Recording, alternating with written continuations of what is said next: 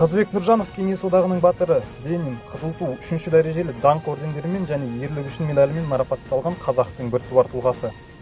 Қазыбек Бейсенұлы Нұржанов 1919 жылы Қарағанды облысында дүниеге келген. Қарқаралы педагогикалық техникумын бітіріп, қарапайым мұғалім болып жұмыс істеген. Қызыл әскер қатарына 1939 жылы шақырылды. 1942 жылдан 2-ші Беларусь майданы 3-ші армия 5-ші атқыштар дивизиясы 61-ші танкіге қарсы жойғыш дивизион құрамында соғысты. Бастапқыда соғысқа бронбұзғыш зеңбіректің атқышы, нысанашысы ретінде араласып, аз уақытта сол бөлімшенің командирі. Бір өзі 8 жаудың көзін жойып, взводы 97 фашист солдатын тұтқынға алған. Жаудың талай танкісін, бронды техникасын істен шығарған ұлттың батыр ұланы Қазыбек Нұржанов.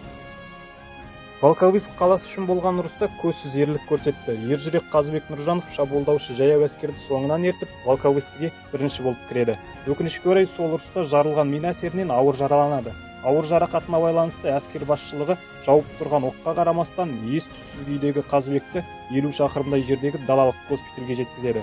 Ауыр жарақат салдарынан ажалмен 9 күн арпалысқан ер Қазыбек 1944 жылы 24 шілдеде қайтыс болды. 1945 жылы көрсеткен ерлігі үшін Қазыбек Нұржановқа Кеңес одағының батыры атағы берілді. Беларусьтің Волковыск қаласында жыл сайын Кеңес одағының батыры Қазыбек Нұржановтың құрметіне жеңіл атлетикадан жарыс өтеді. Аталған қалада батырдың құрметіне көше атауы да берілген.